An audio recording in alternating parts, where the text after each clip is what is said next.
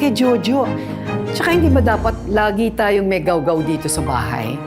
Ay, naku.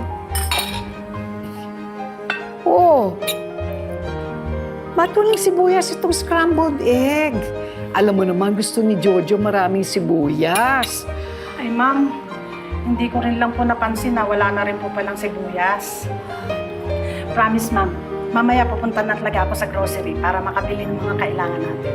Ako, Lilibet, ha? Umagang-umaga, tumataas ang presyon ko sa'yo. Good morning, Mama! Ay. Aga-aga na mga high blood, oh. Manang kasi, sa umaga, oras naman po si Mama dito. Dapat, may laman na yung tasa ng kape niya. Kailangan niya na magkape bago makausap. Di ba, Ma? Thank you. Sige na, mag-almusal ka na rin dyan. Baka mamaya nandiyan na yung sundo niyo ni Benson. Thank you. Sorry ha, walang sibuyas. Bro! Sorry, ah. Diyan na ba? Wala pa, bro. Nakuha mo na ba yung results? Hindi pa. Next week raw lalabas yung results ng PSU. Seryoso? Mag-PSU ka? Kung matanggap. Pero 3 schools naman yung in-applyan ko, eh. Ako, 2 lang. PSU at AU.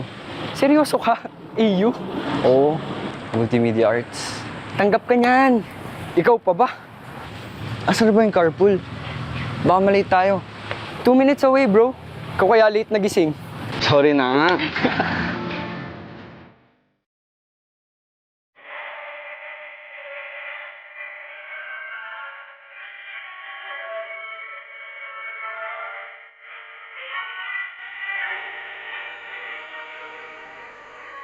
Ma'am? Ma'am? Ma'am Milor? Lentek naman, Lili. Ba't hindi mo ba nakikitang... Ma?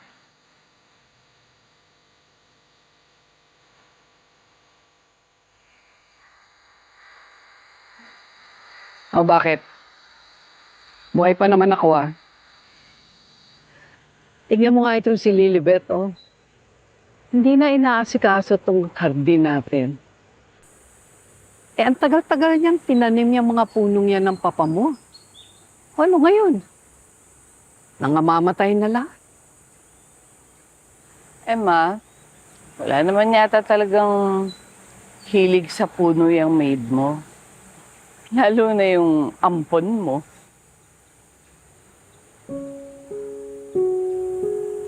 Celeste, may pangalan siya. Joseph. O sabihin mo na. Ba't ka napasya dito? Nakausap ko na nga pala si Attorney Delgado. Yun na naman. Yung abogado mo na naman. Celeste, bakit ba yung pakiramdam ko? Hindi ka mapakali. Gusto mo na akong mamatay. It's not like that, okay? Yung mamanahin mo na naman. Kilabutan ka nga.